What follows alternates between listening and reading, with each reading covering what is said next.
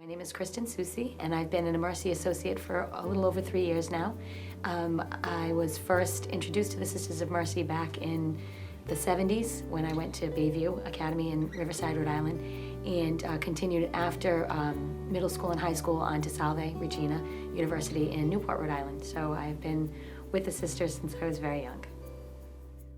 I decided to become a Mercy Associate about 4 or 5 years ago when I was doing a lot of work at Macaulay House with a few sisters in the area.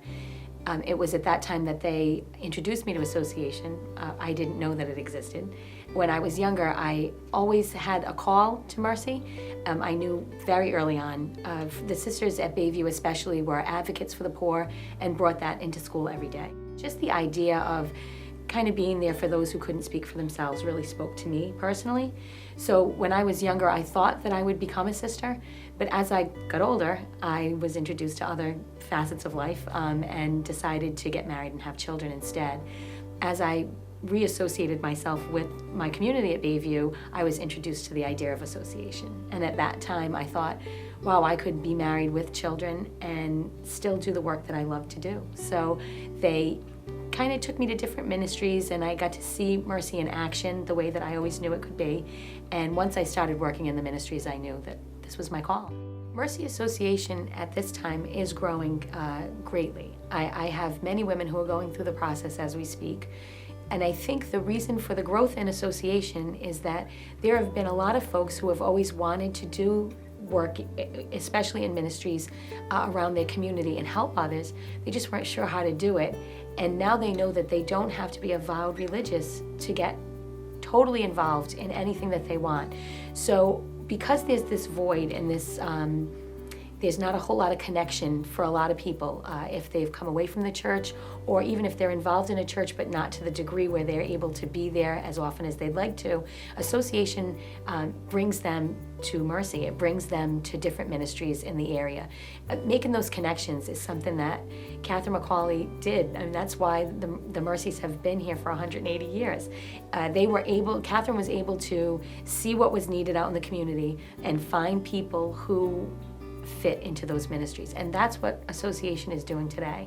And it's important because as the sisters are fewer and fewer and association is growing, we can really learn a lot from our sisters now and then bring that into the future with us, which is probably the most important thing we can do as associates. I think that the reason why the ministry and the mission of Mercy has continued since Catherine's time to now, and that message still translates very well today, because although times have changed, people really haven't, and our situations really haven't. You think that when we look back at Catherine Macaulay, who saw a need and responded to that need just naturally, without being a vowed sister, that was something that came much later, she was able to take what she had and share it with that community, which was unheard of. I mean, at the time, what she chose to do, I mean, for a woman, first of all, to take an inheritance and give it away the way that she did was incredible. People are still looking for Christ in the world today. And I think Catherine did that so well because it wasn't about the institutional church. It was just about the gospel. It was about how she could live Christ's life here today. And we are still doing that. The reason why association and the mission of Mercy is so prevalent today and still so strong is because it's just taken that fundamental idea of action. It's not about sitting around, it's not about talking, it's about doing. And people want to do. They want to be out there, they want to be active, and they want to help.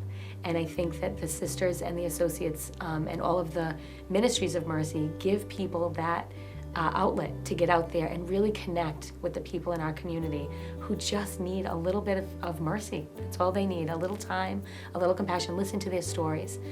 Catherine did it very well. She followed the example of Christ, and that's what I think we're all hoping to do still today.